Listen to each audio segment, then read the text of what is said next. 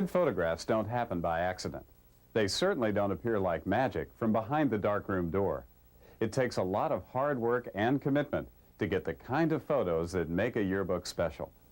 Getting the right photographs isn't a matter of being in the right place at the right time. It isn't a matter of having state-of-the-art equipment. It is a matter of communication between photographers and editors, working together, planning assignments as a team, seeing each one through to its end. That's the purpose of this next segment. In a 2-day workshop, David Steadwell, author of a guide for the yearbook photographer, pairs photographers and editors together to cover an assignment. Good morning. I'm glad you could all come to the workshop. We've got a busy day planned. We're going to have a short classroom session this morning, and then we're going to go out this afternoon to the University of Kansas and shoot some field activities for Greek Week. We're going to come back then from that, and we will actually today and tomorrow take you through all the steps that are required to get from the idea, the photo assignment, all the way up to the finished yearbook spread. We're going to spend some time today talking about how you take an idea for a photographic assignment and work with it, communicate it to the photographers, and transform it eventually, after the photographers have gone out and done their work, into a set of photos that are all going to work together on a yearbook spread to tell a story. First, as editors, you look at a photo assignment and say, this is something we have to have covered, something we need for the yearbook. And so you make a photo assignment and you send a photographer out. Well, what's interesting and maybe is important for your yearbook isn't necessarily going to be visually interesting. So the photographer goes out, shows up at the assignment, and can't really find much to shoot. What they come back with doesn't impress you, and it creates some problems. On the other hand, we've got an assignment like today where we're going to go to an event that has all sorts of stuff going on. There's going to be so much activity and so many things to shoot that the problem is not finding something interesting, but it's going to be trying to take all these things, pick the most interesting, latch onto it, work with it, develop some angles, work on composition, try to get the best pictures possible to tell the story. It's going to be a matter of selecting and patience to get the good shots. It takes more than luck to come back with good photographs from either kind of assignment. Part of what you have to do is remember that getting lucky as a photographer is really where preparation meets opportunity. You've got to be prepared to get good photos, and when the opportunity arises, you'll come back with them. Okay, let's take the assignment we're going to be shooting today, which is a Greek Week activity. Editors, if you were to make up a photo assignment sheet for this, your first instinct when you find out, okay, we're going to go shoot Greek Week, this should be simple. You want to rush out and grab a photo pad and start making out an assignment. What you should be doing instead is stopping and thinking. Think about what is it that the photographer needs to know to go out and cover this event. I'm aware of it. The photographer is only going to have this piece of paper. Photographers are great with T-Max and telephoto lenses, but they don't read minds. They can't tell what it is that you want from the photo assignment unless you write it down. What do you find lacking on assignment sheets, even a complete one with all that information when you go out to shoot? Well, like one problem I'll run into is after I shoot an event and get the pictures done, I'll get criticized because like the pictures I get aren't really what they expected. And I mean, I don't know what they expect from the event, so you know, it turns out that I get the pictures that I saw, but not what they wanted.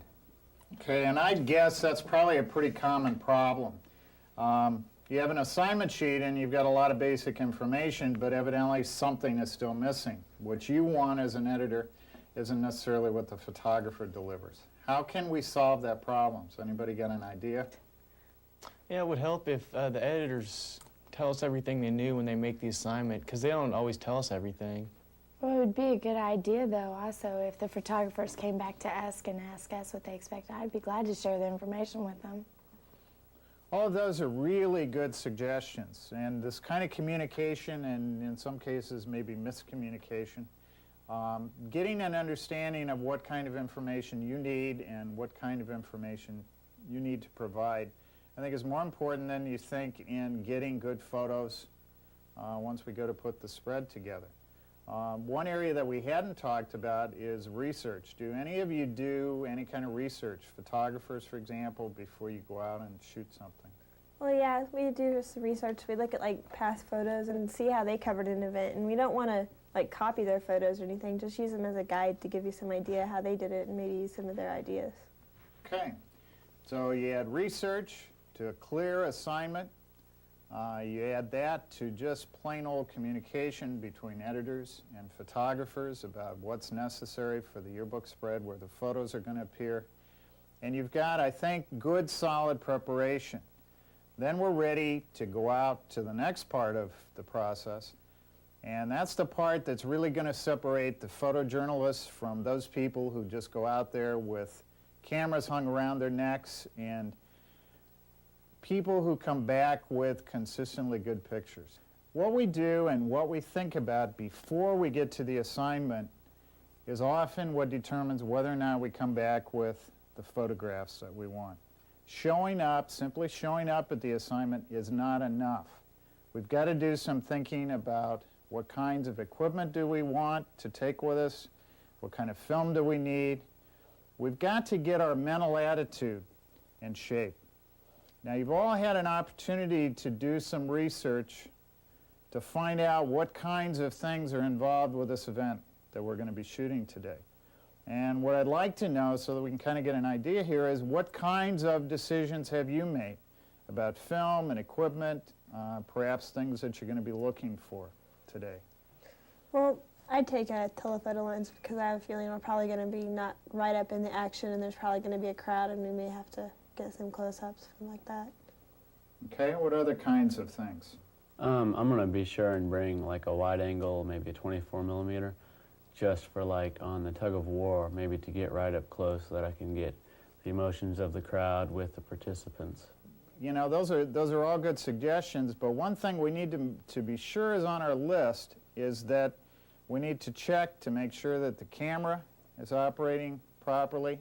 We can load up our bag with lenses and film, but we've got to make sure that our light meter is working.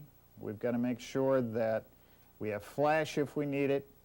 We want to be sure and throw in maybe a couple extra rolls of film so that you're not standing there watching a Pulitzer Prize photo go by this afternoon. You've got to be ready. We've also got to be mentally ready, and that has to do with thinking about what's involved with the photo assignment. I want you all to take, for example, a notepad with you and a pencil. One of the things you're going to need to be doing this afternoon is taking down caption material. Editors, I'm sure you've been sitting late at night on a deadline wondering who the heck are these people and what are they doing. If we can get down some basic information today when we're out talking to the people and out shooting the event, that's another thing that we need to do, and that's another part of the preparation that goes into shooting a photographic assignment. When you get to the photographic assignment, it's important to take a couple minutes and do some pre-thinking before you start shooting pictures. One of the things that you're always tempted to do, and you may be tempted to do this afternoon, is as soon as we get there, there's going to be stuff going on. You're going to have to make decisions quickly. There'll be events going on all around you. Instead of starting to shoot, take some time to think.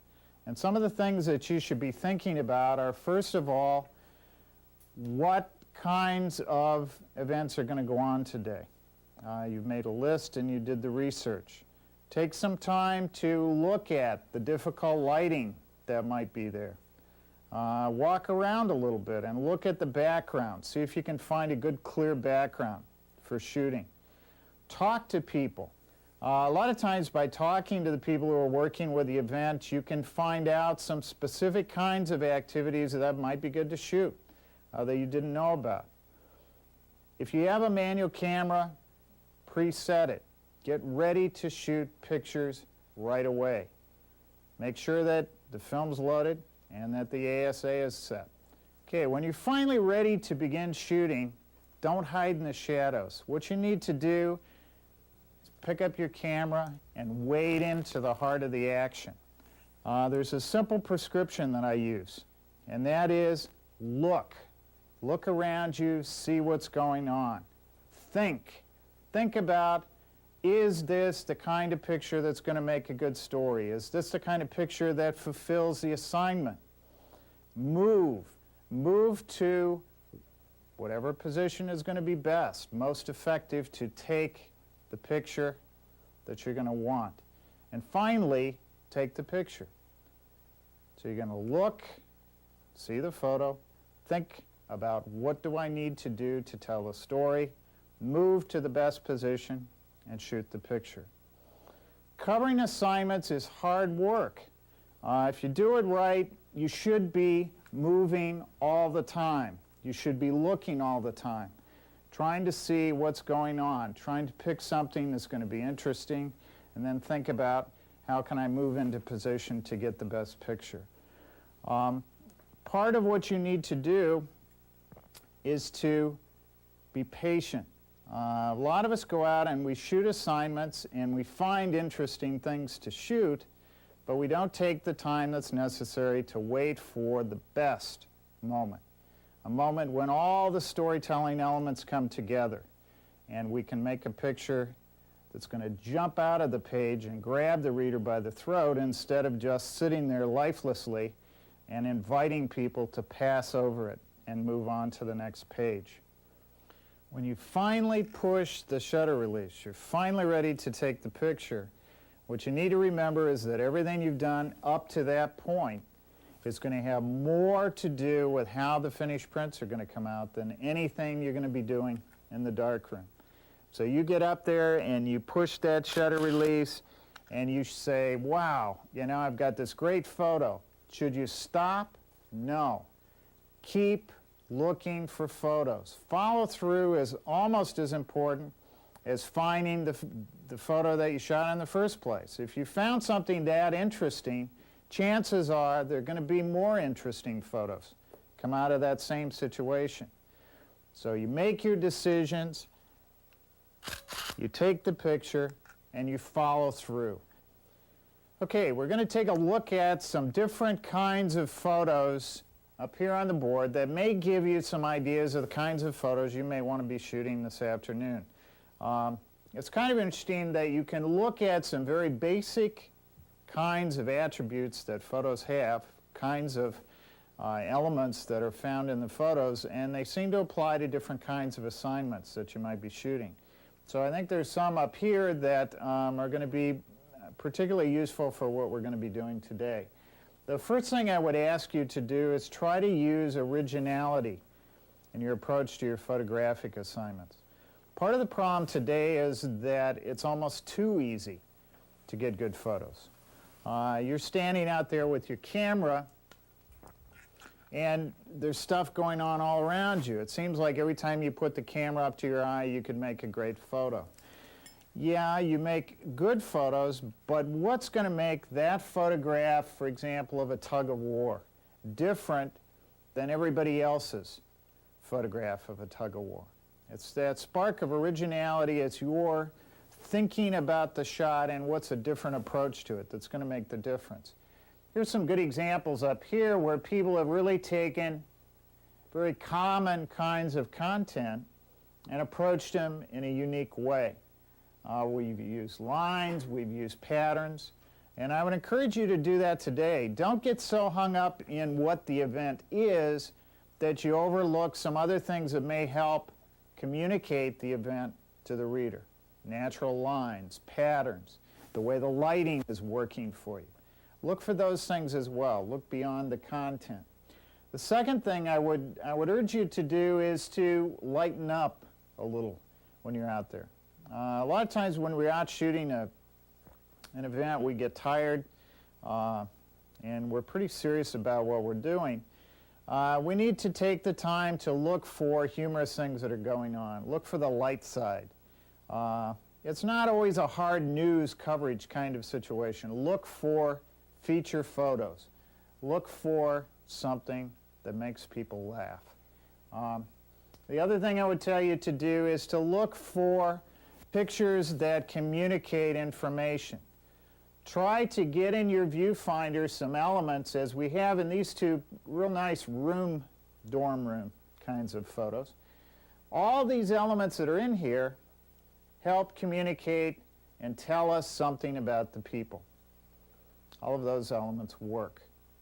That's the kind of thing that you want to do in your photographs today. A better example, probably that fits closer to the kind of content you're going to have, is this photo down here. We've got a guy coming across during a field exercise. Notice how the t-shirt on the instructor fits and helps communicate what this photo is all about. It's those little added elements that help make the photo work, help it deliver its message to the reader. And that's what you need to look for. We talked about earlier, the other half of that is you also need to eliminate anything that doesn't help communicate the message. So you're looking for good elements, and you're also eliminating those that don't work. The next thing I would tell you to do is look for not only action. Action's going to be easy to find today. You've got people doing different kinds of races. Like I said, you've got a tug of war. You've got all sorts of competitive things. Competition is easy to find. What we need to do is also look for action and reaction. How do people respond to what's going on? This is a nice shot of these two older ladies playing pool. Is it a great shot because it shows them down with a cue and the ball moving? No, it's a good reaction kind of photograph. So look for reaction as well as the action. The other thing I would tell you when you're looking at these photos is to look for body language. It's so important. You're out there shooting. Today is going to be a nice, bright, sunny day. You're shooting at probably 500 or 1,000th of a second action events.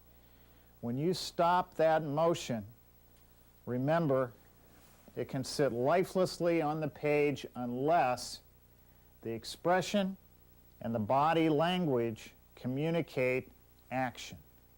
That's all you've got to work with, expression and body language. So it's so important when you're trying to communicate action in a photo.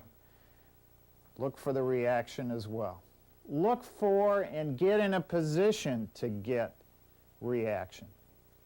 If somebody has just fallen down after a competitive event, get down at their level. Be ready to move and get in where you need to be, whatever angle it is, whatever position it is, to get the photo. The other thing that relates kind of closely to that, I think, is to look to the sidelines. Don't get so hung up in the action, in the center of interest, that you forget that there are other things going on. I like to call these the photographs that most people never get to see because we don't shoot them as photographers. What are we out there doing? We're covering what everybody else has seen. All our readers have seen the tug of war, and they've seen people pulling on the rope. What they miss, because they're concentrating on the action, are the little things, the little slice of life events that are going on the sidelines. So take some time today and look to the sidelines. Look beyond the main action. Okay, I'm looking forward to seeing some great photos. You've got to be ready for the unexpected, and you've got to go out looking for it. You've got to look for those photos that other people would not see. That's what's going to make the difference. Now, it's not really a competitive thing where we're pitting one group of photographers and editors against the other, but I really want you as a team to go out there and see if you can come back with the best set of contact sheets.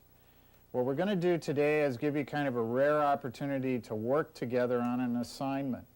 A lot of times, and most of the time, in fact, when you go back to school, you're not going to have that opportunity. Editors are making assignments, photographers are out shooting them.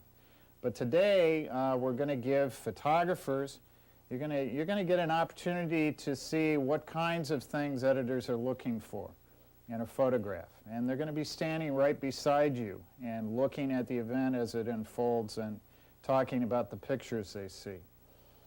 Editors, you're going to get an opportunity to see the photographer as more than just a shadow dropping into the darkroom every once in a while and cranking out a few prints.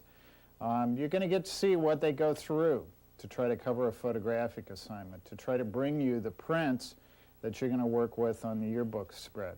When all those elements come together in those photographs, then you've told a story. Okay, if everybody's ready, let's pack up our equipment and head out to the van, and we'll head off to the University of Kansas for our shooting assignment.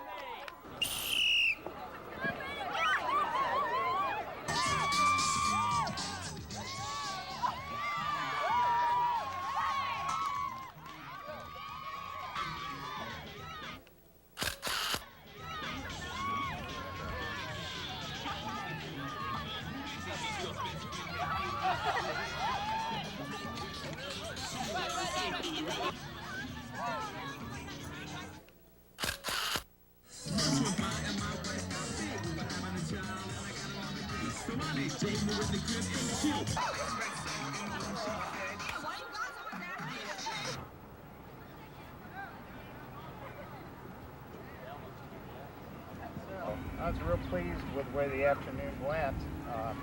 Shot a lot of film today, so We'll go back now and see what we got. Ready to go?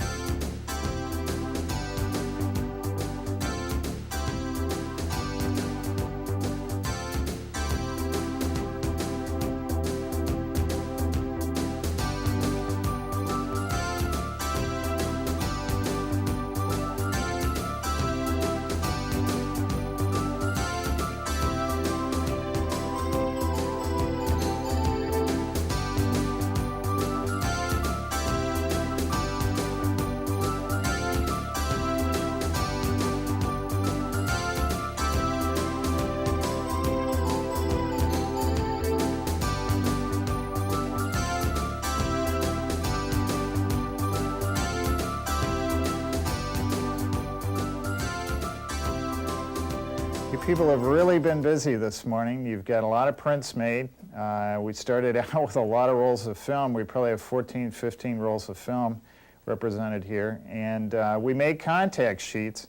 You worked very well in teams. You worked editor and photographer to go through those contact sheets and try to come up with what you felt were your best prints and prints that we could take a look at and talk about a little bit. When we do the critique, we'll do it with 2 people at a time and look at their photos, but the rest of you feel free to join in. All of you have pictures of the tug of war, all of you have pictures of the relay races, so look at your own photos as we're critiquing up here and see where maybe you approached it a little differently, or you've got something to contribute as far as how the composition maybe varies a little bit. We'll start out with Stacy and Allison's photos. First, we're going to take a look at some shots of the tin cans and the stacking that they were doing. That, if you remember, that was the very first thing that we saw when we got there. And I think everybody has some photos of it. You may want to take a look in your stacks of photos and get that one up. We shot it from a lot of different directions, a lot of different distances, and why I picked these 2 out here to take a look at first is we have 2 people, we have a photographer and an editor who looked at the tin can photos and made different selections. Allison picked this one. Well, I like this one because it has really good leading lines and framing, and has really good contrast right against the cans, and it shows just, and if you had a really good vertical picture on your spread, it would fit really well with that. I picked this one because, for one, you can see the Greek letters right here, which kind of names the event, or names what they're doing. And I like the shadowing off the cans and where the light highlights the hands. So you can just see the highlight of what's going on. The thing about this picture, I wish that there could have been a little bit more room at the top of the frame so that his head could be totally in it. And also, if we could have had a chance to have seen his eyes looking at the cans as he's putting them down, I think it would have made it just that much stronger of a picture. It's a good example of the format of the picture and what we've done. We've set up our composition here in the format of the picture for a purpose. And this one has strong leading lines, has very strong vertical lines, and it shows us a little more of the overall information of the picture. This one is a lot closer, and it works because of the highlight on the hand. That provides our center of attention. And we also get a tight view then and show the Greek letters on the top of the can, so they convey more information. Vince, you've got one that's actually a kind of a third distance. If you hand that over here, we'll take a look at that one. It's kind of the best of both worlds. It zeroes in on one person working with stacking the cans. It's got nice curves that come in and provide the composition for it. It's got pretty good expression here, just a third distance. The trick is to move, to try it at several different distances and have a purpose for why you are shooting the picture at the distance you are. Yeah, there weren't many pictures of the sack race. There were a couple areas where we had some trouble shooting, and this was one of them, but This is probably one of the nicer photos that came out of the whole shoot. What do you see in there as an editor if you were trying to decide whether or not to run this one? For one, you can see the motion really well with the way that the wind is blowing her hair. It shows that she is moving, and she has her feet off of the ground. You can see the grass underneath her. She's got a nice body formation. The lighting's good. The judge is in the background, so it's kind of a closed background. And it was pretty much just the motion. You could tell she was moving, didn't cut her off, so. Yeah, that helps. And it really is sharp. A lot of people had trouble because you get the shutter speed up there and it freezes the motion, and then it doesn't look like they're moving. Everything is just stationary. And like you said, the hair coming back is really what makes the photo, and it's good and sharp. One of the things we talked about yesterday was trying to get behind the scenes and trying to see what kinds of things go into putting on something as complex as this was. It involved a lot of events, a lot of people. And Allison and Stacy came up with what I think is a pretty good photo that shows how they're putting the brackets together, and it's got some nice elements. Again, the body curves are important things to look at. You got some nice shadows here. What kinds of things were you thinking about as you approached this photo? It just told that not everything took place out on the field, and a lot of people put it together. Yeah, it was interesting. I had a chance to take a look at the contact sheets, and there are about 3 of these photos, and I think you guys really picked the best one. It's a case of how these 2 people are looking at each other and what position they're in. It's a matter of you keep working it and you keep shooting pictures, and one of them puts all the elements together. This photo,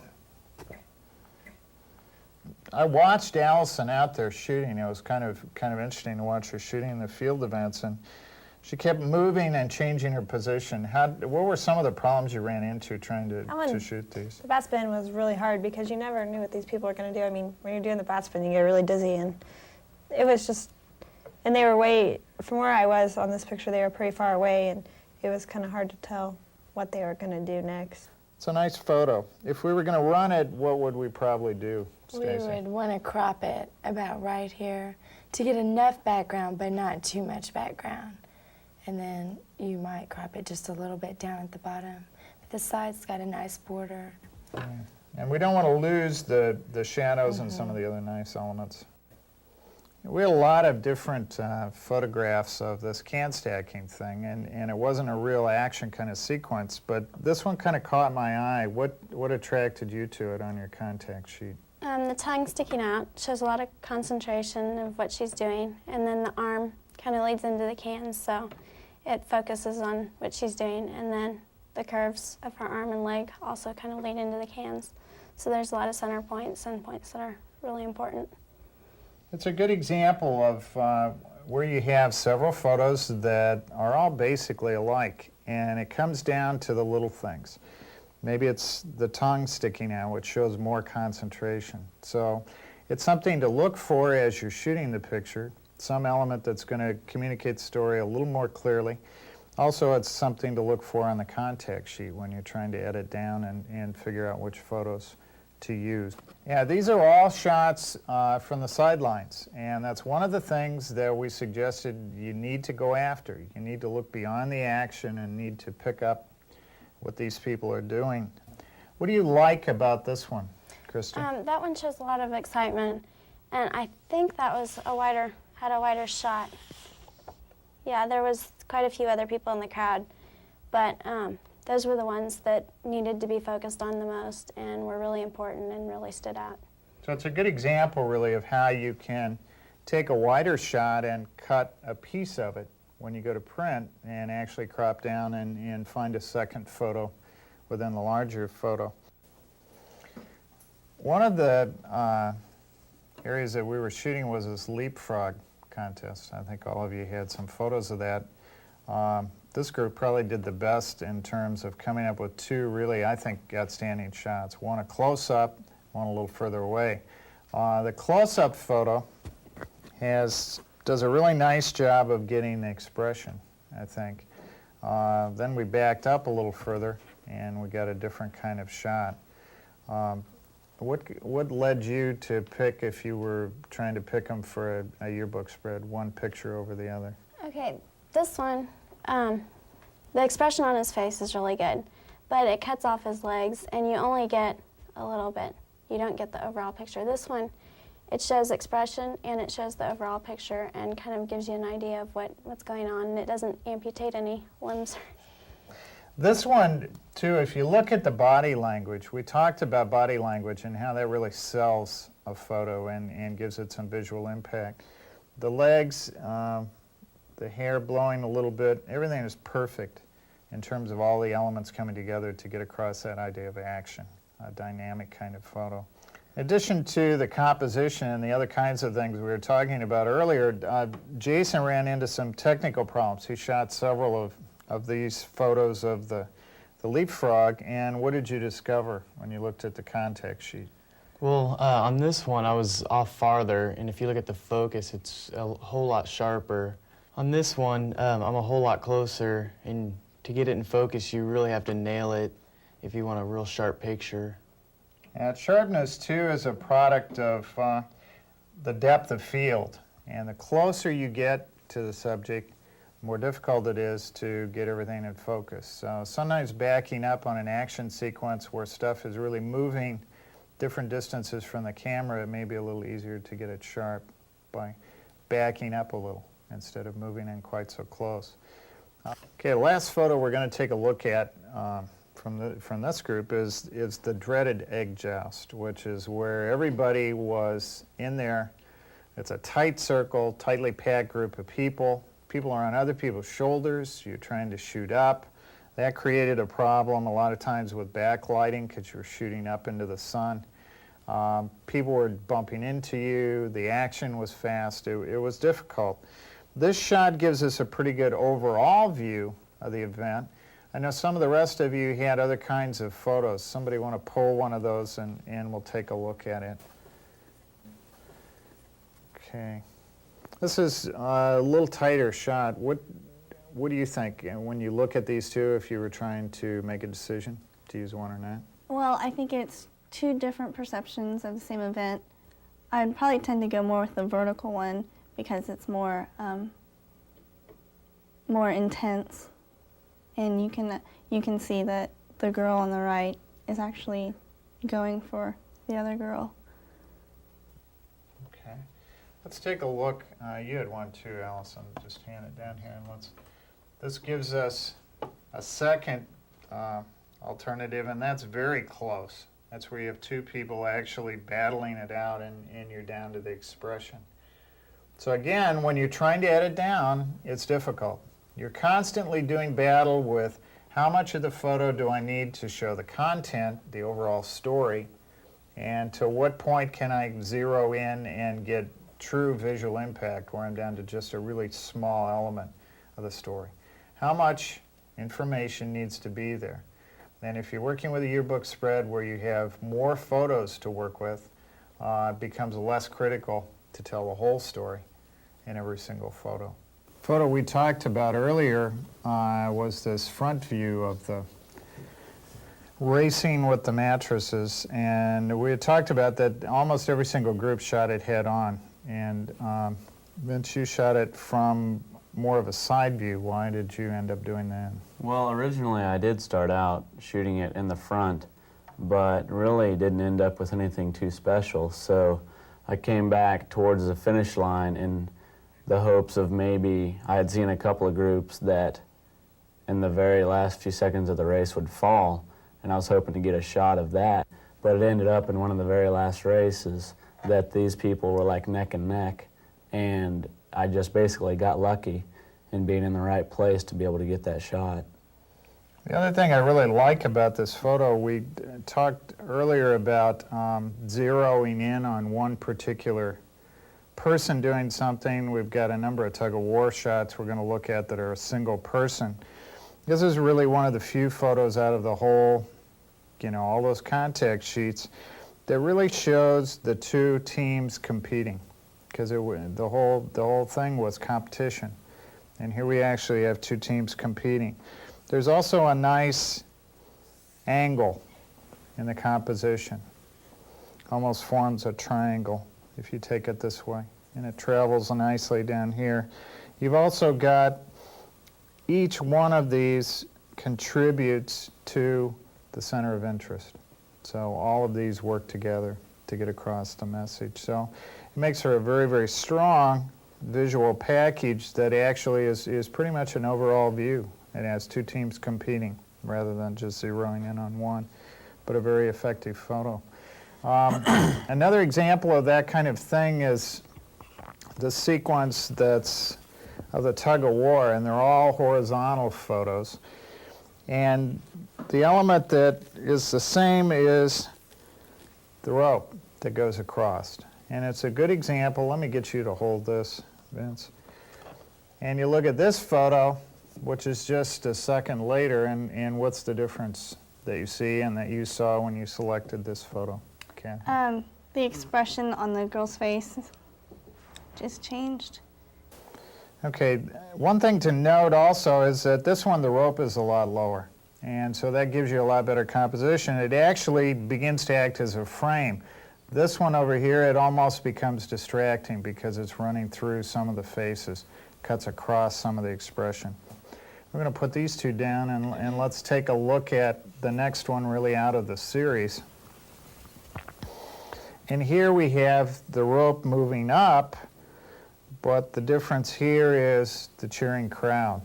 And again, it's that wonderful opportunity to get both the crowd, the reaction, and the action of the tug of war, and get it all in one photograph. All of you had a good sets of photos. If we were looking at these as a portfolio, which they kind of are, represent your work from this particular photo assignment, you all did very well. And now we have the task before us to actually sit down and try to figure out which of those photos, in most cases we picked the best that we had off the contact sheets, which of these photos are going to get into the layout that we're going to do. And what I want you to do is what I would hope you would do when you're putting together your books, and that is team up. Photographers and editors need to talk to each other and talk about the photos that you're selecting. Each of you, as we've seen here today, even in the critique, has a little different perspective on why a photo may work one photo better than another. Sometimes it has to do with the layout and design. We're trying to narrow all these images down to about 5 to 7 photos that are going to go on a yearbook spread. The other thing that you're going to be doing is putting together caption material for these photos. So you're going to need to work together on that. We're also going to be working with computers and working with layout and design. And what needs to come out of this through teamwork, compromise, communication is a finished yearbook spread that's going to contain the best images from this assignment at the University of Kansas.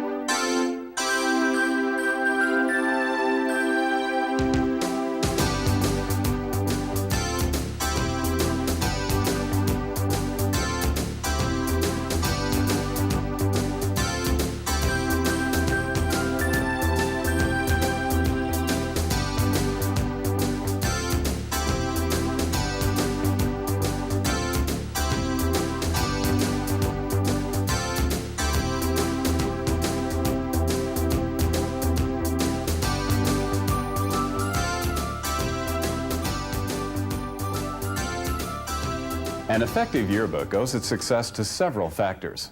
Good photography, well-written copy, and complete coverage are certainly common elements found in all good yearbooks.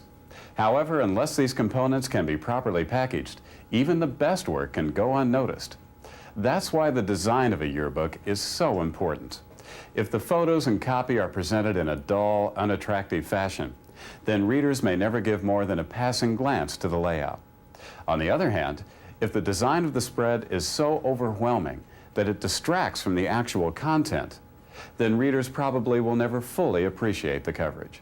In this segment, Bonnie Horn, a freelance yearbook consultant, stresses that understanding the basic principles of design is crucial when developing the look of a yearbook. Hi. I've worked with yearbooks for most of my life. In fact, since I was a sophomore in high school. Since those days, I have seen yearbooks go through many changes. Changes in theme development, coverage, writing styles, and design. But no one change has had more impact than the advent of desktop publishing. Computers have given staffs more control over the look of their yearbooks and have created more type and graphic opportunities in design. In spite of all that desktop publishing has done to change yearbooks, however, one thing hasn't changed, and that's what constitutes good, basic yearbook design. When I was in high school, we had two choices when it came to designing a yearbook spread.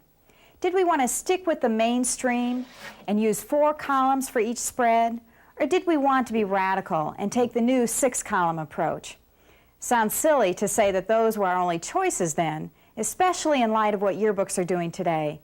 In some ways, it was simpler way back then, but not nearly as much fun. If you're like I was when I first joined the yearbook staff, you're starting from the beginning, and that means you need to learn some simple terms like layout sheet, pica, margin, and gutter. Any designer has to be familiar with a layout sheet, for this is how designers communicate ideas to the printer. Even those staffs that use computers to design their books will need these sheets to sketch out ideas before completing them on the computer. On each layout sheet is a grid of 1 pica blocks. Picas are units of measurement that printers use instead of portions of inches. There are 6 picas per inch. Each layout sheet is the equivalent of 2 facing pages, also called a spread. Just as there is a margin of white space around the edges of the pages in a book, so there is an external margin area on a layout sheet. The number of picas left in this area will vary according to the size of the yearbook, but no matter what size layout sheet is used, this area is very clearly indicated by a change of color.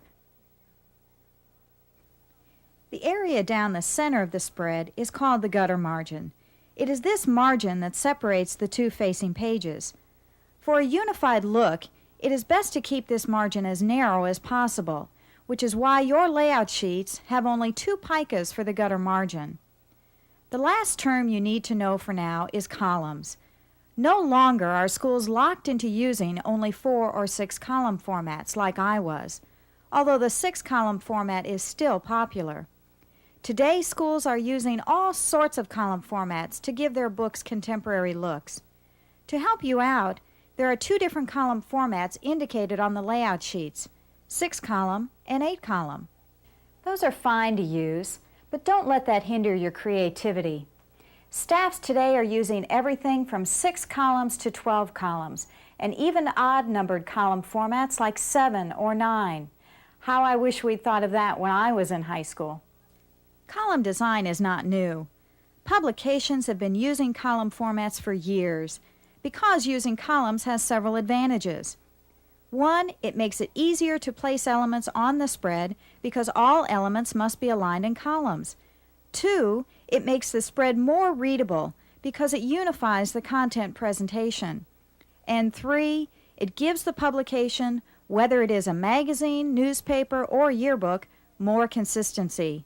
It lets the reader know what to expect and where to find things, so he feels more comfortable reading the publication. But just because we're dealing with basic design right now, that doesn't mean that your design choices are limited to just 2 or 3 columns. Most staffs today are using a different column pattern for each section of the book. That means staffs are mastering 5 or 6 different column patterns just for one edition of the yearbook. Just as I had 2 choices when it came to basic design, you also have 2 choices, even or odd. I like your choices much better. Even column formats include the traditional 6 and 8 column designs, as well as the newer 10 and 12 column formats. While the page size of your yearbook does have something to do with whether or not you can use a 10 or 12 column format, since smaller books may not have room for 12 columns across a spread, some 8.5 by 11-inch books use a 12 column design and use it quite well. In books and magazines, odd column formats have been around for a long time, but odd columns are fairly new to yearbooks. Odd column formats, including 5, 7, 9, and 11 columns, are unique because they all but ignore the gutter margin, including it in the center column of the spread. That gutter column, however, can't be ignored completely. The designer has to remember that only photos can appear in that center column. If type is placed there, it stands a good chance of getting lost in the book's binding. Just as with even column formats, most books can use odd column formats as well, again with the exception of smaller books using 11 column formats. The columns are just too narrow in a small book for easy-to-read copy and captions. Once you, as the designer, have selected the column format for your spread, it's time to begin placing elements on the layout sheet, either by drawing them right onto the sheet or by using a computer layout program such as PageMaker or Quark Express. No matter which method of designing you use, the first element to be placed has to be the dominant photograph. Every spread needs a center of interest, and a truly dominant photograph suits that purpose very nicely. To be truly dominant, however, the photograph has to meet several requirements. The first requirement is that the photo should be enlarged to be at least twice as large as any other photo on the spread. The second requirement is that it also has to be technically correct. It can't be slightly out of focus, too dark or too light, or grainy. When you enlarge a photo from a 35mm negative to be 4 or 5 columns wide, any problem the photo has will also be enlarged. The third requirement is that the photo's content has to be strong. It has to tell a story to draw the reader into the spread and act as a true center of interest. That's a lot to ask of student photographers, but with practice and patience they can do it. The fourth requirement is that the dominant be placed near the center of the spread. When an element this large is placed to the far right or left of the spread, it throws off the spread's balance. Placing the dominant so that it crosses the gutter, or at least touches it, helps to balance the entire spread. Once the dominant photo is placed correctly, place a second photo on the spread, one that is smaller but that contrasts the dominant's shape. If the dominant is vertical, this contrasting photo should be horizontal. If the dominant is horizontal, the contrasting photo should be vertical. Every spread needs some variety, and contrasting the dominant helps provide that variety. The third photo should repeat the dominant shape, but on a much smaller scale. The rest of the spread should be filled with up to 4 more pictures of varying shapes and sizes, and of varying content. None of these photos should be twins, or photos of the same size and shape, unless a sequence series is planned or the twin photos are group shots. When placing all of these photos, you, the designer, should try to leave a corner open for the headline copy unit, and try to create an eye line. If the dominant photo is horizontal, let the top or bottom of that photo determine where the horizontal axis, or eye line, of the spread will fall. All of the other elements will then be aligned along that eye line. If the dominant photo is vertical, the eye line will be determined by the placement of the other elements around the dominant. The eye line, however, should never be placed in the exact center of the spread. To help create more photo variety, place it across the top or bottom third of the design.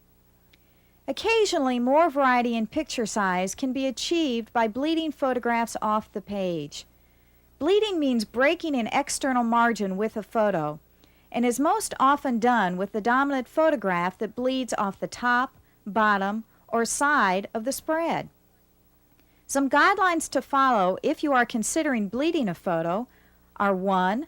Don't bleed more than one picture in any one direction. 2.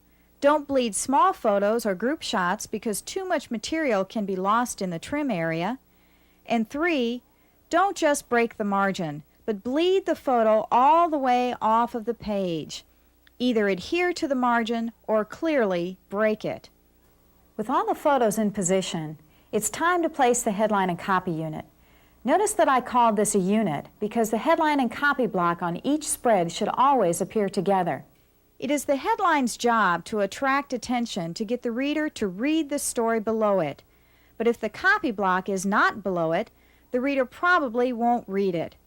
It is also a good idea to leave at least 2 columns for the headline copy unit. It is difficult to say much in a headline that is only 1 column wide. There just isn't enough space, especially considering the large point sizes schools are using for headlines today. The only elements left to place are captions. Think of captions as natural extensions of the photos they describe, which means that they must be adjacent to those pictures. But they are also very light elements on the spread, so they must be kept to the outside corners, just as they are on these 2 pages. Avoid trapping captions between elements unless they are group identification blocks, and avoid stacking more than 2 captions either horizontally or vertically. The reader should be able to tell at a glance without reading a word which caption describes each photo. When more than 2 are stacked, it's not possible to tell what the association is. Now all that's left to do is to check for white space placement. In design, white space comes in 2 forms, planned or unplanned. Planned white space means that any extra white space, which is usually considered more than 1 pica, is kept to the outside corners of the spread. It is used to balance and frame the spread. Unplanned white space occurs when gaps or holes of white space of more than 1 pica are placed between elements. These unplanned gaps dominate and ruin the design. Let's take a moment to do a quick review of what a good design involves. We'll look at 2 yearbooks that have both used column formats for each section. The first book has featured an even column format, 8 columns across the spread. Take a careful look at the spread to see how well the designer followed basic design rules. Has a column pattern been clearly followed? Is there a dominant photo twice as large as any other photo and placed near the center? Is there a photo that contrasts the dominant shape? Is there a photo that repeats the dominant shape? Are the remaining photos of varying shapes and sizes? Has an eyeline been included? Are the headline and copy block planned as a unit and kept to the outside? Are captions adjacent to their photos, to the outside, and stacked no more than 2? Are all internal margins kept to 1 pica? Every answer is yes.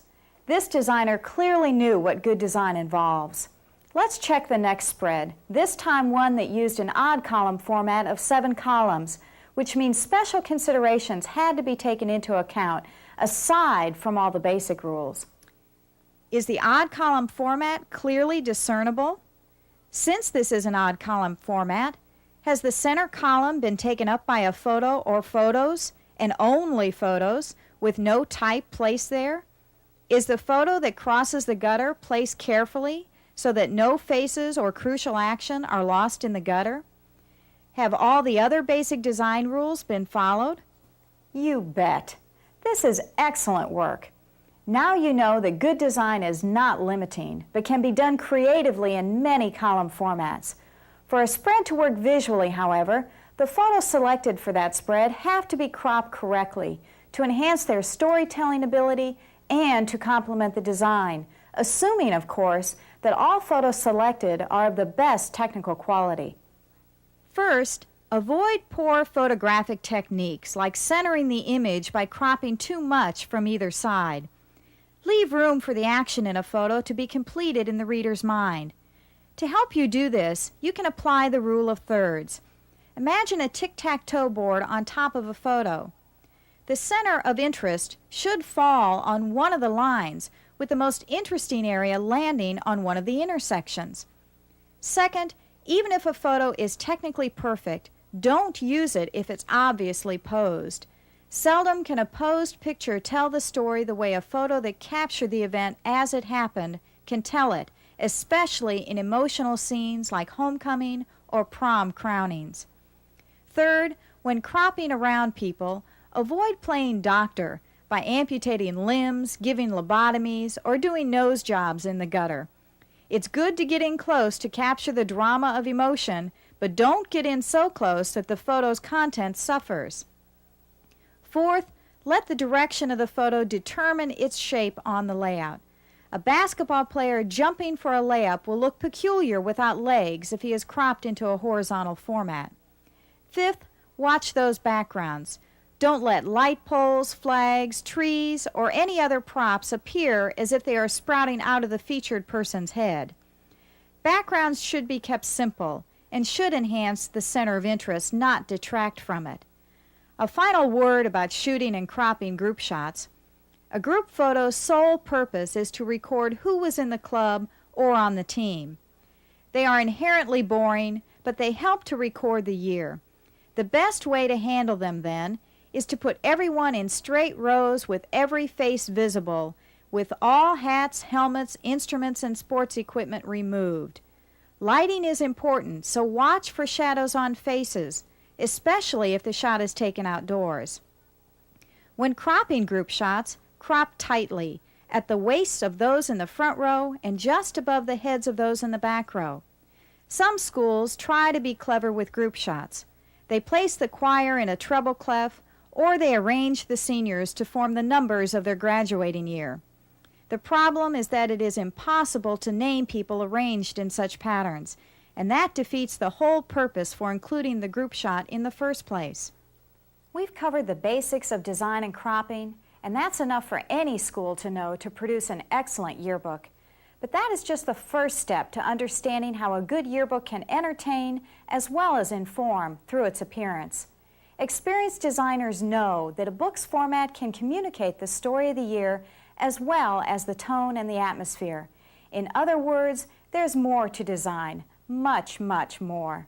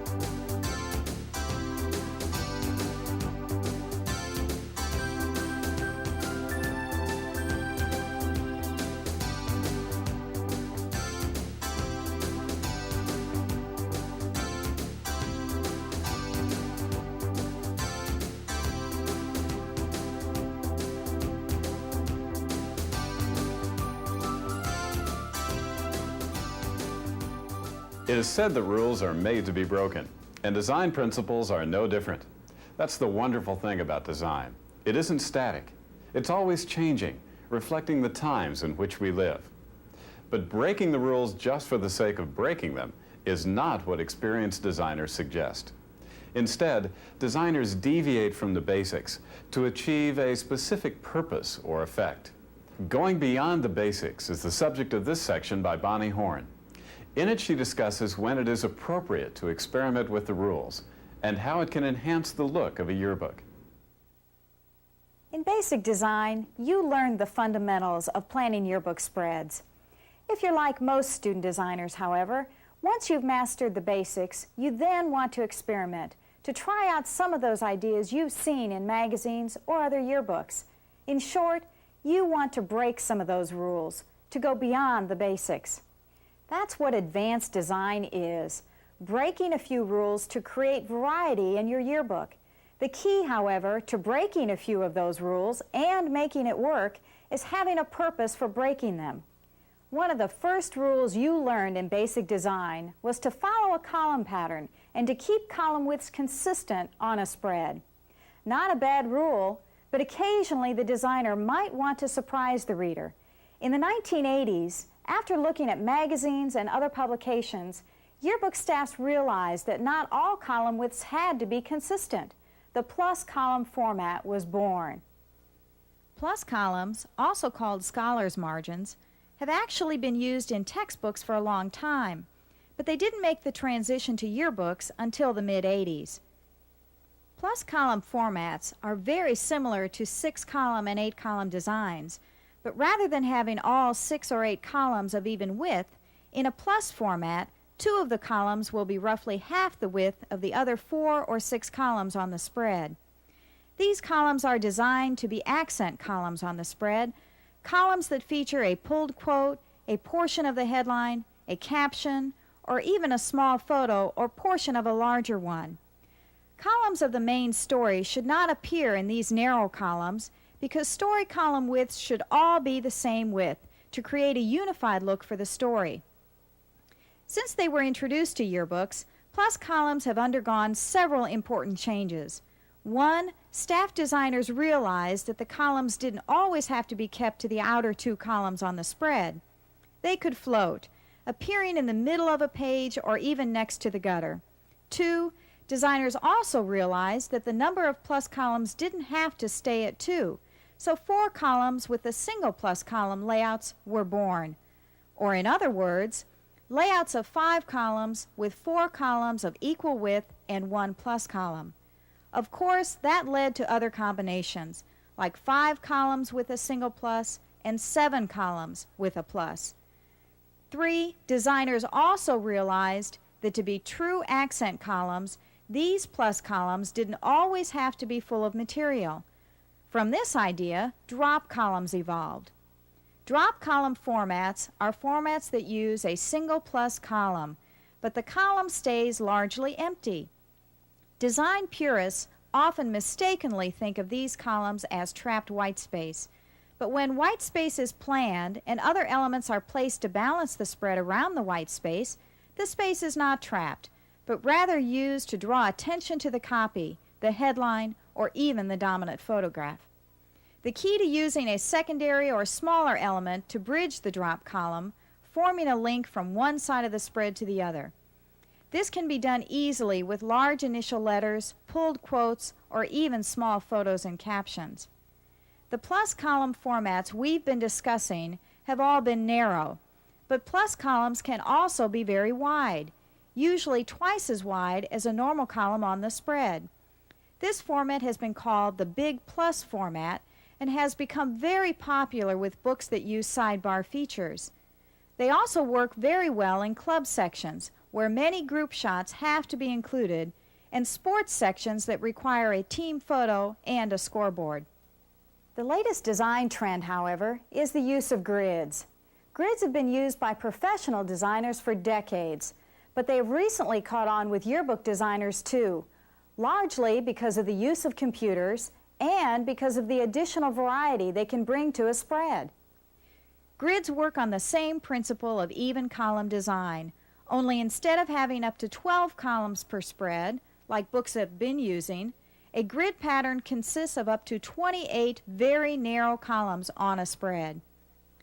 Because it would be difficult to set columns of type in 3 pica widths, the width of a typical grid, and still keep the story legible, designers using grids combine several grids, usually 3 or 4, to create one column of copy.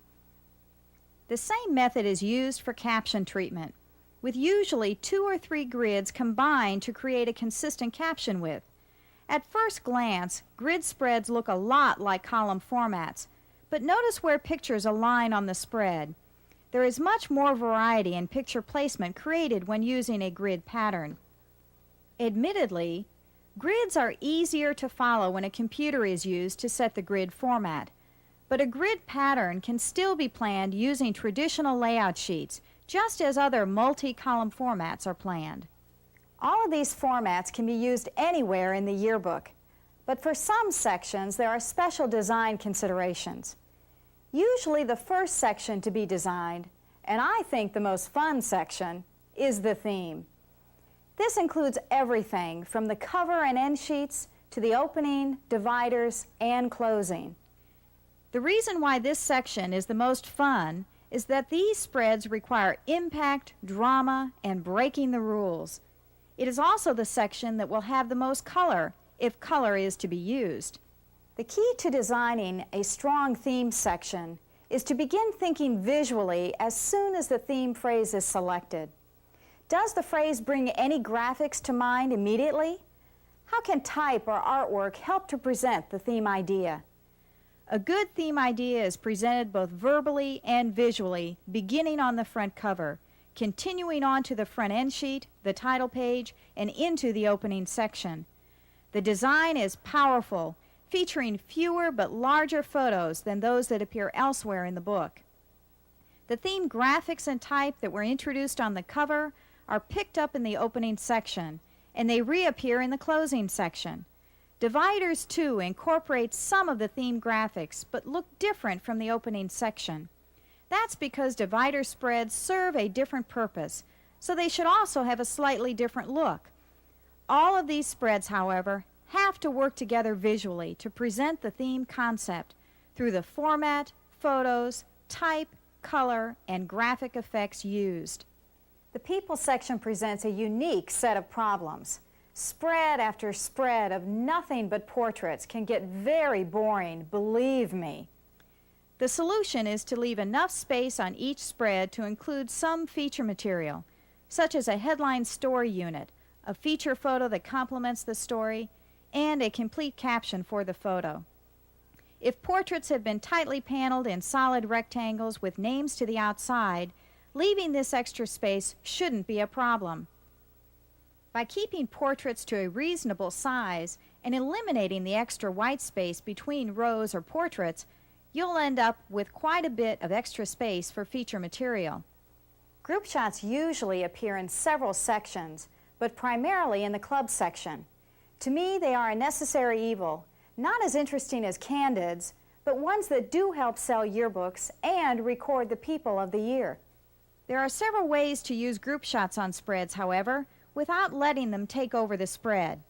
Many staffs are using sidebars of big plus columns to run the club shots vertically. Other staffs are running group shots horizontally along the bottom of the spread, sectioning off roughly the bottom third of each spread and reserving it for these shots and their identification blocks. Whatever method is used to present group shots on a spread, remember to keep them cropped tightly so that the emphasis is on faces, and to plan the spread so that the group shots are secondary to the total design, not the main elements. The sports section is another section that traditionally uses group shots, but usually not in the same quantity as in the club section. Because usually only 1 or 2 team shots have to be included on each sports spread, the designer can be a bit more creative in how they are included. Some staffs elect to include the team shot as just another picture on the spread, but many staffs are combining the team shot with the scoreboard, another sports spread essential, and perhaps a direct quote from a team member, all in a cluster, set off as a sidebar on the spread. This idea not only solves the problem of handling two unusual elements, the team shot and the scoreboard, but it also enhances the look and content of the spread. The advertising section poses some special design problems also. Not only does the designer have to fit in as many ads as the staff can sell, but those ads have to look good. The first design decision that has to be made is what format to use. Traditionally, staffs have broken the advertising page into eighths, with some going even further and breaking the page into 16ths. A few years ago, however, several staffs started using ad pages divided into ninths. The advantage over eighths is obviously that more money could be made by selling 9 ads per page rather than 8. But it also has helped ad section design. It has forced the designer to abandon the business card approach to design because now the 1/9 page ad, which is the smallest ad and thus the most popular, is a vertical ad, not a horizontal one. The look of the section immediately improves. Staffs also learn that by selecting typefaces more carefully to suit the personality of each ad, by simplifying rule lines that separate ads, and by including feature material in the ad section, more readers were attracted to the section, a big selling point to advertisers. Because the index is usually the last section the staff produces, too often it is prepared haphazardly. Personally, I have always liked putting together the index for several reasons. It always signaled that the end was in sight, and it always presented a challenge to make it appealing and graphically related to the theme idea. Good staffs have realized that the index can be made much more interesting by picking up a theme graphic or by presenting some other feature material to attract the reader. There is one more section, really an optional section, but one that many staffs are using, and one that presents new design problems, the mini magazine. Mini mags aren't new. They caught on in the early 1980s and have remained popular ever since, probably because they are a nice change of pace in the yearbook, and they record stories that wouldn't fit easily into any other section of the book. The design problems result, however, because the mini magazine does have to be designed like a magazine. Some staffs have gone so far as to even include front and back covers to give the appearance of a true magazine. Others have even used a different page size to make the magazine a true mini magazine. But no matter what the page size or whether the magazine has covers, the inside has to accommodate a lot of copy. Like any magazine, yearbook mini mags are copy heavy. Most staffs are using a different column pattern for the mini mag, usually one with more columns than usual to provide room for more stories. They are also relying on a different graphic look to signal to the reader that this is a special section. I keep using that word, graphic. It's a word that has come to encompass a variety of visual techniques the designer can use on a spread to give the yearbook a special look and to enhance content. The easiest way to learn what current graphic trends are is to look at other publications, from magazines to annual reports, from newspapers to catalogs, and then to adapt those ideas and techniques to your yearbook. One of the trends of the 90s is the use of type as an illustration. It is done in advertising all the time, as well as in magazines. The type selected actually helps to convey the message that the ad is hoping to get across. The headline on a yearbook spread can do the same thing when the designer chooses an appropriate thick or thin, serif or sans serif, decorative or plain typeface. Another trend is using color to unify a spread. Fashion magazines have used this idea for years when presenting the current season's fashions. Yearbooks can do it too by simply coordinating the color selections in photos and accent graphics on color spreads. Because color can be so expensive, every staff must plan carefully and wisely when using color. Photos must be selected not just for their content and print quality, but also for the colors featured.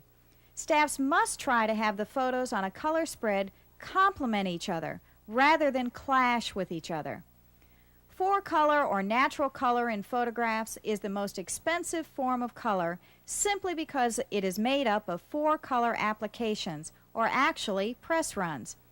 Those 4 colors are the 3 process colors: magenta, also called process red, cyan, called process blue, and process yellow, along with black. When a staff submits a color photograph to be printed in the yearbook, the photograph is separated into 4 negatives, one for each of those 4 colors. When these 4 negatives are layered on top of each other with magenta, cyan, yellow, and finally black, a 4-color photo is created. Because every 4-color photograph uses those 3 process colors along with black, it's an inexpensive effect to use one of these trapped colors elsewhere on the spread. They may be used in rule lines, in type, or even in screens. Another form of color is spot color, or all the other colors created from combinations of the process colors, shades of green, purple, orange, brown. Because these colors are created by mixing the process colors, they are a bit more expensive than process color and trickier to use, but not as expensive as 4-color. Staffs can simply tell the printer the percentages of the process colors to mix to create a specific color, or better yet, to be very exact, the staff can simply purchase a color from the Pantone Matching System color guide. It's like picking a color from a paint chart. Like process colors, these spot colors can also be used in rule lines, type, and screens. In addition to color, there are several other graphic tricks available to the designer. Tricks like rule lines, gray screens, and reverses. It's fine to use these in moderation as long as they are used consistently. Graphics should help to unify a spread rather than draw attention to themselves. When using rule lines, follow the straight and narrow. In other words, keep rule lines in straight lines, never creating stair steps or odd shapes, and keep them narrow, usually no more than 2 or 3 points, unless the line is to appear in gray or a color. Screens can be used like color, in rule lines, in type, and for backgrounds and shadows, and can add a nice subtle touch to a spread. Reversed areas should be used as accents, never as the background for an entire spread. Not only do black spreads look morbid, but they also darken photos and usually cost extra. Instead, reverse small areas on the spread to provide a unifying effect. Type combinations have been gaining in popularity in all areas of publishing: magazine spreads, book covers, advertisements. And yearbook designers have discovered how much more eye-catching a spread can be when a pleasing type combination is used. What a difference between a fine but rather traditional spread and a spread that is also traditional in basic format but that uses a type combination for the headline. What is especially nice about using type combinations, however, is how inexpensive and easy to use type effects can be. When most people think of logos, they think of labels on clothes or cars or television networks. Logos, however, can also be used to convey a unifying concept in a yearbook. Some staffs are using them to help unify theme presentation, while others are using logos to unify individual sections of the yearbook. Thanks to USA Today, infographics have entered the mainstream. USA Today editors run what they term snapshots on the front page of each section in each edition. These snapshots are so eye-catching and informative that all sorts of publications have started using them, including yearbooks. In this age, when the average person is bombarded with hundreds of messages a day, he likes the convenience of seeing at a glance what the message is, simply and briefly but appealingly. Successful infographics, however, are not the boring old pie charts, but rather creative pieces of informative artwork with sources cited and statistics included. The idea of the reader in a hurry has produced another graphic trend, the use of secondary headlines that present the crux of the story in a short paragraph. The main headline still catches the reader's eye, but the secondary headline pulls him in and lets him know quickly what this story is about. The use of infographics and secondary headlines, however, can sometimes lead the reader to overlook the story. So there are other current trends that work to pull the reader from the infographic or the headline and into the story. One of these is the use of extra leading in the story. Many magazines are using this primarily for the start of the story. It loosens up the look of the copy and makes it easier and thus more likely to be read. In yearbooks, this has become especially popular on theme pages, where it is especially important for the reader to read the copy if he is to understand the theme idea. Designers are also using graphic tricks like large initial letters and pulled quotes in the copy to attract the reader's eye. Initial letters provide the visual link between the headline and the story because they appear in the same typeface as a portion of the headline. Pulled quotes, which, by the way, have to be dramatic or funny, but especially short, also draw the reader's eye to the copy because they pique the reader's interest. They make the reader want to know more. A designer who is thinking visually doesn't neglect the little touches in favor of the big design concepts. Designers who think of a spread and the entire book as a total package are using special treatments for small elements like folio and caption lead-in designs. Often staffs are taking an idea from theme graphics and using that concept to draw attention to page numbers and folio tabs. From the graphics used on the front cover, the designer adapts an idea for folio treatment, thus carrying the theme idea throughout the book in a subtle but quite nice way. Designers are also using graphic caption lead-ins like boldface type, initial letters, mini headlines, or all caps to draw the reader's attention to the mini stories that captions tell. The biggest overall design trend, however, is a return to design simplicity. Many books have returned to spreads that use only one or two pictures, one very large, accompanied by an attractive, large headline, and a story that begins with a large initial letter. White space is no longer the evil element it was in the 70s, but when planned for effect, adds interest and drama to any spread. When using any of these ideas, however, the designer must remember that he can't let the ideas compete with each other. They have to complement each other as well as the topic of the spread. He has to think how he can visually present one message to the reader with clarity and impact. Going beyond the basics is essential for any staff to create a more interesting, informative, and contemporary yearbook.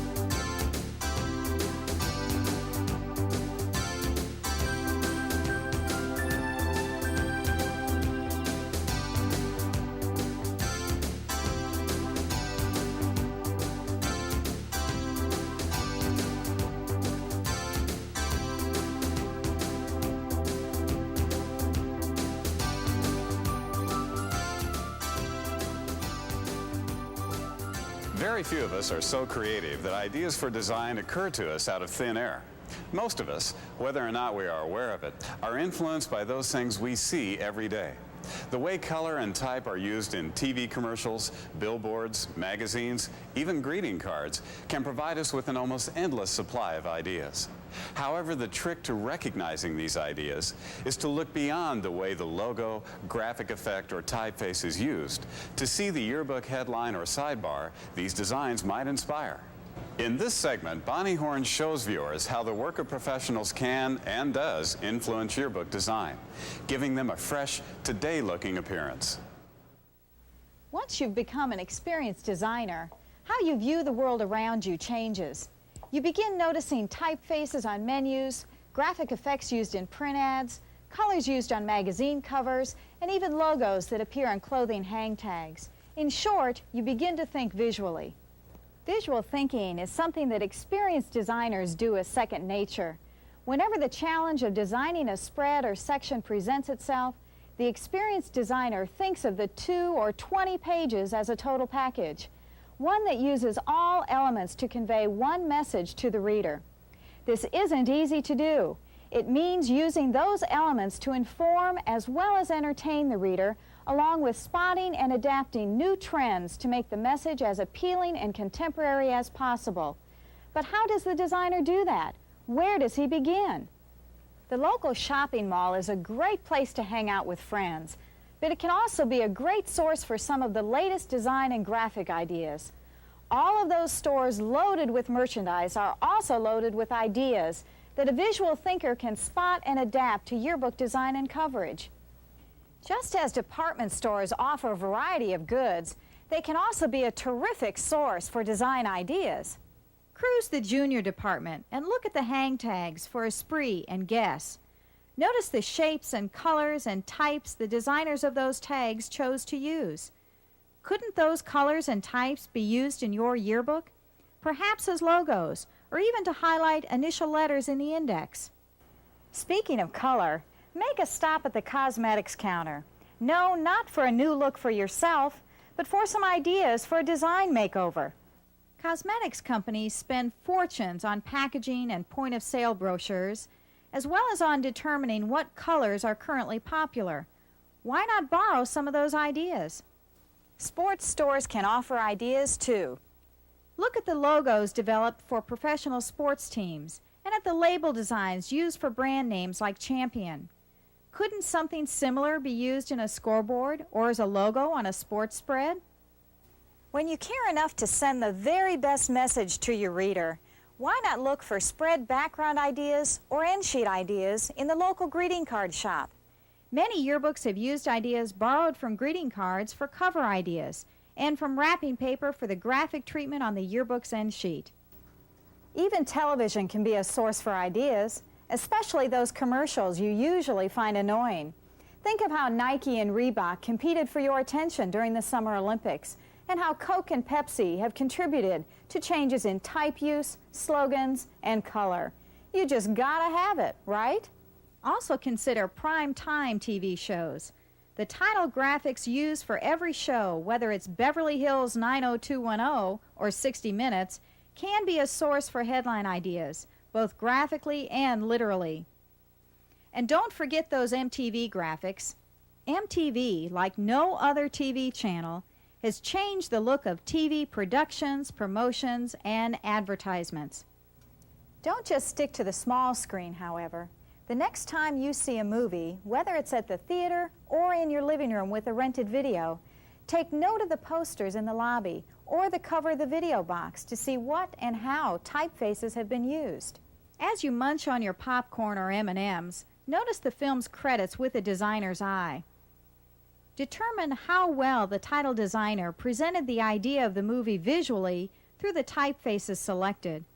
Consider these two hits and how each used type as an illustration of the movie's title. Honey, I Blew Up the Kid emphasized the words blew up in a larger point size and different color.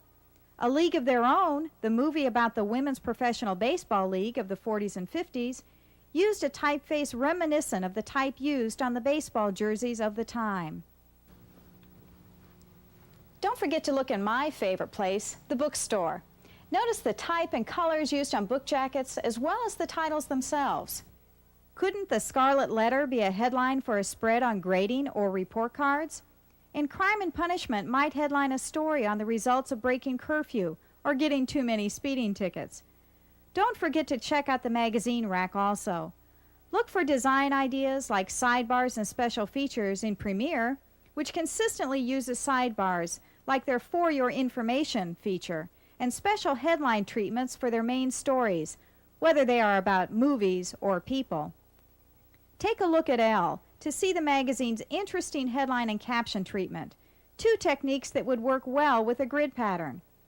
Notice how Sports Illustrated tied together the cover story headline and the cover photo of a tennis giant to create a single message to the reader, and how Harper's Bazaar used processed colors for their cover photo of Jodie Foster.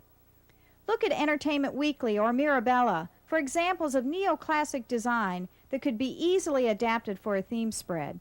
An Interview for a timely way to present presidential election coverage graphically. Don't limit your idea shopping trip to just merchandise, though. While you're on your way to other stores, notice the bags that shoppers are carrying. Most of these bags will carry the store's logo, usually done in an interesting type. Clothing stores, like the Gap and Express, have helped to contribute to contemporary design just through the type treatment they used for their store logos. Even USA Today borrowed the Gap's logo to create a chart to accompany a story on the chain. For the start of this school year, JCPenney created a very trendy bag that the store used in displays. Proclaiming that it was time to go back to school, the bag used a design that could easily be used in a yearbook sidebar on what students do to get ready to go back to school. So, yes, okay, it's fun to take a trip through the mall looking for yearbook ideas, but how many yearbooks have really used ideas from such sources? Plenty. After spotting a Toyota ad in a magazine, a yearbook staff in Ohio used the same approach for their theme copy to explain the theme, Would We Lie to You? Just as the Toyota ad sent two messages to the reader, so did the theme copy. One message was obviously a lie, but buried in it was the true message, the truth about this school. A school in Kansas City wanted to visually express the theme idea like nothing else.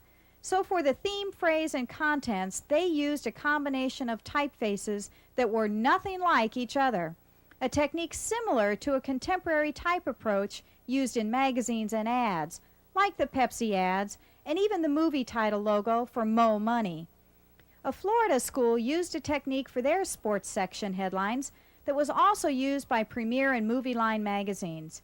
Both publications ran type between the lines of the main headline, forcing the reader into the story. Another school in Florida used several contemporary techniques learned from the professionals. The theme phrase, Just Add People, appeared in type similar to the Gap store's logo. Inside, the staff introduced cutouts like those seen frequently in magazines and movie posters. The book also featured backgrounds similar to wallpaper and wrapping paper throughout the student life section, an idea the same school used for the background on their book's cover the year before. The Decamean from California also took some tips from the professionals. The staff mastered the art of creating infographics like those used in USA Today, and used several in the People section. The book also included a very modern-looking mini-mag, a look also used in a professionally produced brochure from Dayton, Ohio. In fact, the influence of type and graphic trends is visible in every award-winning yearbook produced today. Books are using large type sizes with lots of extra leading or white space between each line of type for a special look on theme pages and throughout the books. Because of desktop publishing, more and more books are designing logos that appear usually in the contents listing and then reappear in the appropriate sections. Just as professionally designed logos must represent the product, yearbook logos must represent the theme idea, whether it is done by presenting opposing ideas like harmony and discord, or in odd uses of type. These logos can also be used inside the book to introduce copy or even as artwork for scoreboards. One of the biggest trends, however, is the change in headline treatments. Gone are boring 36-point sentence headlines. Instead, staffs are using type creatively, like the pros do, and are including headline treatments that act as both focal points for spreads and unifying effects for sections. Again, computers have had a hand in bringing about these changes in type usage because staffs have found out how easy it is to manipulate type and combine typefaces in a drawing software program. Staffs are using secondary headlines more and more, like magazines are, and are placing them creatively to intertwine with and reinforce the main headline. Theme headline combinations can act as mini stories on the spread, enticing the reader to go on to read the full story. Other, older graphic techniques have returned to popularity. Reversed areas are reappearing, but in a subtle way, not as full backgrounds for complete spreads, but rather behind headlines or creatively within a headline. Initial letters are still popular, and they come in all shapes and sizes, big and little, inset and floating, boxed and screened. To increase readership, yearbook designers are even playing with how body copy is presented. Staffs are setting lead paragraphs in larger point sizes, and some designers have even tried a decreasing point size approach with the first line of a story in type as big as 108 points, and each subsequent line decreasing in size until the last line appears in 10-point type, an idea also used in some professionally designed ads. A few books are even experimenting with a new trend of highlighting key words in an offbeat typeface, a trend even Reebok has used. Remember that idea of adapting classic book titles as coverage ideas? One staff also liked the idea and used classic titles to tie together the student life section of their yearbook. Add to those previous ideas mentioned The Sound and the Fury for a story on pep rallies, and The Call of the Wild for a story on parties. While it's fun to go shopping for design ideas at the mall, some of the best ideas, however, can come right into your home, courtesy of the U.S. mail. Some people call it junk mail. Designers think of junk mail as a terrific source for ideas. Before you throw away some of that mail, take a look at type treatments and colors used on those flyers and brochures. Look at how logos are used, as well as how the graphics are repeated for a unifying effect. And while you're at it, get your hands on some annual reports. In their own way, they can be thought of as mini yearbooks, since they, too, only publish once a year. Study their formats and graphics. Many can be adapted for theme spreads, sidebars, and special features. These are just some ideas of what's out there to inspire you, the designer. While it's never a good idea to blatantly steal a design idea, it's a wonderful idea to adapt a design concept by changing it and personalizing it to suit your specific school, story, or situation. Are you going shopping today, or maybe out for a meal and a movie? Or maybe your plans just include being a couch potato tonight with a remote control in hand. Whatever you're headed out to do, while you're doing it, look at the graphic world around you. Notice type and color and graphics. Think about how these new looks could be adapted to your yearbook. In other words, think visually.